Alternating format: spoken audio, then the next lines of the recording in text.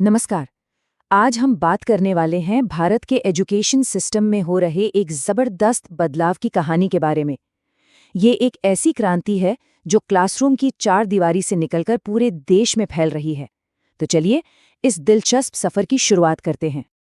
ये शब्द है आरव की छोटी बहन मीरा के। पता है कब? जब आरव ने उसे छठी क्लास में ही एक गेम कोड करते हुए देखा। सोचिए आरव कितना हैरान हुआ होगा। और बस यहीं से उसकी आंखों के सामने शिक्षा का एक नया जादू खुलने लगा, जिसका नाम है एनईपी 2020। तो ये जो नया जादू है, चलिए इसकी पहली परत खोलते हैं। आरव की हैरानी असल में एक बहुत बड़े सवाल को जन्म देती है, और यही सवाल हमें इस पूरी एजुकेशनल खोज में आगे लेकर जाएगा। अब ये सवाल सिर्फ आरव का नहीं, शायद हम में से कई लोगों का हो सकता है। भाई, एक छठी क्लास का बच्चा कोडिंग कैसे कर सकता है?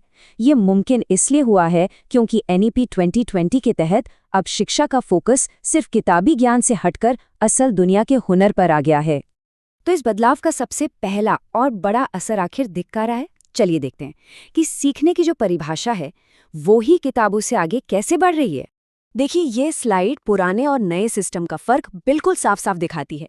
पहले स्कूल का मतलब क्या था? किताबें, होमवर्क और परीक्षा। लेकिन अब मकसद ही बदल गया है। अब फोकस इस बात पर है कि स्टूडेंट्स को असल जिंदगी के लिए तैयार किया जाए, उन्हें हाथों हाथ काम सिखाकर। और इसी सोच से निकल कर आया है वोकेशनल एजुकेशन, मतलब छठी क्लास से ही बच्चों को प्रैक्टिकल हुनर सिखाना। जैसे आरव जब एक मैकेनिक की वर्कशॉप में जाकर इंजन को काम करते हुए देखता है, तो उसकी पढ़ाई सीधे सीधे असल जिंदगी से जुड़ जाती है। मकसद बिल्कुल साफ है कि भारत के युवा सिर्फ नौकरी ढूंढने वाले न बने, बल्कि नौकरी बनाने वाले इनोवेटर्स बने। और हाँ, ये हुनर सिर्फ कोडिंग तक ही सीमित नहीं है। लिस्ट देखिए जरा।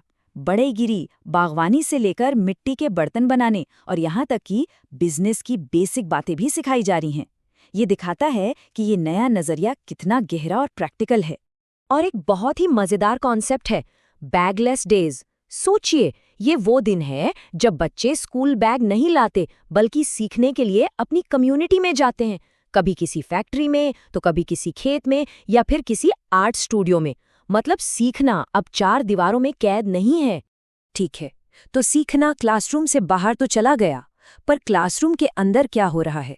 चलिए देखते हैं कि टेक्नोलॉजी वहाँ क्या कमाल कर रही है और पूरे एक्सपीरियंस को कैसे बदल रही है। क्लासरूम का तो नक्शा ही बदल गया है। वो चौक और डस्टर का जमाना गया, अब है स्मार्ट बोर्ड्स और 3D एनिमेशंस। जरा सोचकर देखिए, सोलर सिस्टम को सिर्फ किताब में पढ़ने की जगह प्लैनेट्स को 3D में अपनी आंखों के सामने घूमते हुए देखना। सीखना कितना दिलचस्प और असरदार हो जाता है। और इस बदलाव में दीक्षा प्लेटफॉर्म का बहुत बड़ा रोल है। ये समझिए कि आपकी जेब में एक डिजिटल स्कूल है। आरव अपनी टेक्स्ट बुक में दिए गए QR कोड को स्कैन करता है और फटाक से उससे जुड़ा वीडियो लेसन उसके फोन पर चलने लगता है। मतलब किताबें अब बातें करने लगे हैं। तो दीक्षा जैसे प्लेटफॉर्म्स ने तो किताबों को जैसे जिंदा ही कर दिया।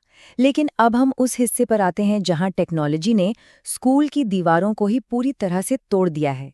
याद है, पहले जब जोर की बारिश होती थी तो मतलब छुट्टी। अब इसका मतलब है ऑनलाइन लर्निंग डे।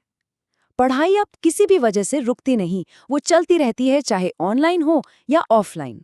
और सुनिए, ये क्रांति सिर्फ स्कूल तक ही नहीं रुकी है। SWAYAM प्लेटफॉर्म के जरिए देश का कोई भी नागरिक देश के टॉप प्रोफेसरों से यूनिवर्सिटी लेवल के कोर्स कर सकता है, वो भी मुफ्त में। सोचिए, जो सब्जेक्ट आपके कॉलेज में नहीं है वो अब आपके मोबाइल फोन में मौजूद है। लेकिन एक सवाल उठता है कि स्वयं जैसे प्लेटफॉर्म्स के लिए तो इंटरनेट चाहिए, तो उन छात्रों का क्या जिनके पास मजबूत इंटरनेट कनेक्शन नहीं है? अच्छा, उनके लिए जवाब है स्वयं प्रभा। ये सैटेलाइट पर आधारित टीवी चैनल्स हैं जो दूर-दराज के इलाकों तक भी अच्छी क्वालिटी की शिक्षा पहुंचाते हैं। ये चैनल्स 24 घंटे चलते हैं, जिसका मतलब है कि सीखना अब कभी नहीं रुकता, किसी के लिए भी नहीं। ये हर किसी तक हर समय शिक्षा पहुंचाने के मजबूत इरादे को दिखाता है। और जब बात प्रैक्टिकल लर्निंग की हो, तो साइंस लैब के महंगे महंगे उपकरण हर स्कूल नहीं खरीद सकता। इसका भी हल है, वर्चुअल लैब्स। एक ऐसा ऑनलाइन प्लेटफॉर्म जहां आरव जैसे छात्र अपने लैपटॉप पर ही फिजिक्स के एक्सपेरिमेंट कर सकते हैं, वो भी बिना किसी खतरे के, और जितनी बार चाहें उतनी बार। तो ये सारे टुकड़े, प्रैक्टिकल स्किल्स से लेकर डिजिटल टूल्स तक, ये सब मिलकर एक नए तरह का स्टूडेंट कैसे तैयार कर रहे हैं? चलिए अब जरा इस पर गौर करते हैं। अब सवाल ये है कि इन सभी तकनीकी बदलावों को सही दिशा कौन दे रहा है? इसके पीछे एक रणनीतिक संस्था है, नेटिफ, यानी नेशनल एजुकेशनल टेक्नोलॉजी फोरम। इसका काम ये पक्का करना है कि टेक्नोलॉजी का इस्तेमाल सही और वैज्ञानिक तरीके से हो। और ये समझना बहुत ज़रूरी है कि टेक्नोलॉजी सिर्फ स्टूडेंट्स के लिए नहीं है।